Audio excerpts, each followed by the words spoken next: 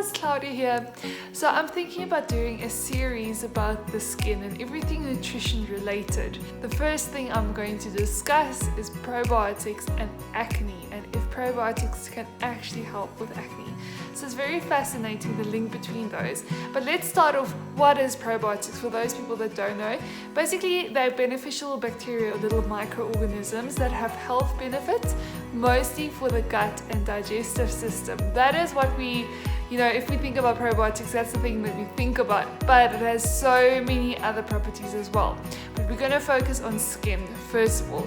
And it actually was found that teenagers that have acne have a higher likelihood of gut issues such as bloating and constipation and chronic bad breath, a lot of gut issues as well. So I find this very fascinating that actually there's a link between a digestive system and acne and skin, and we do know this, that the digestive system has a major impact on the skin as well.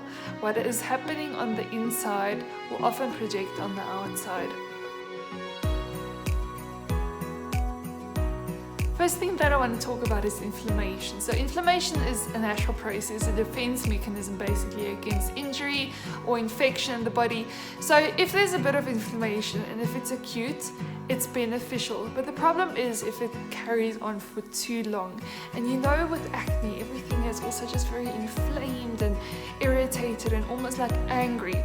So it has been shown that probiotic supplementation can help reduce inflammatory cytokines, so basically inflammatory proteins in a way, especially interleukin-1. And oxidative stress. So think about oxidative stress like almost rust in the body. It's little damage to the cells. Okay, so the lipid layer of the cells, in acne, it has been found that there is quite a lot of oxidative damage to that. So probiotic supplementation can also help with that, which is wonderful. In terms of the studies that I looked at, there were actually quite a lot of them, and it was very encouraging and very positive to see that, actually there is good evidence for using probiotics in acne. And I find it very exciting that people are starting to look at these natural things and these, more holistic view about how we can help the skin and help the whole body heal itself in a way. A small Italian study showed that they added 250 milligrams of probiotics, certain probiotic strains, and there were better clinical outcomes of the acne treatment. So, they were looking at clinical indicators of acne and they did improve. And it's also been found that probiotic supplementation or probiotics can actually normalize or regulate the skin expression of certain genes that influence insulin-like growth factor. So insulin-like growth factor has also been thought to play a role in acne basically development, especially with things like refined carbs and milk per se. So for just on the side note with that, while we're on that topic, if you're taking milk and you compare it to fermented dairy like yogurt or something like that, by fermenting it, you are reducing the insulin-like growth factor. So that also actually showed that fermentation and adding probiotics reduces that, which is wonderful. So if you are looking at dairy and I want to reduce milk, for example, to try and see if it helps with my acne, okay, sure, possibly you can go for it, but then I would say having fermented dairy products is still not a bad idea. Okay, so I would rather cut out a milk per se and then still have your yogurt with added probiotics and things like that. In another study, they actually gave them a fermented dairy drink. So this, once again, dairy isn't all bad, but it had probiotics in it. And the lesion count of the acne was reduced, and it was associated with a reduction of sebum production. And sebum is then the oil that's produced to coat the skin basically, and then excess of that can also lead to problems.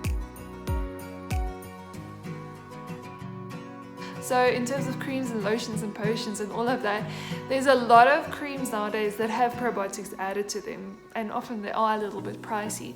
So I looked at studies that basically showed that there was evidence towards this, but then you have to make sure that the product does actually have proper, that it's well regulated and that it has in what it claims to have in all of that.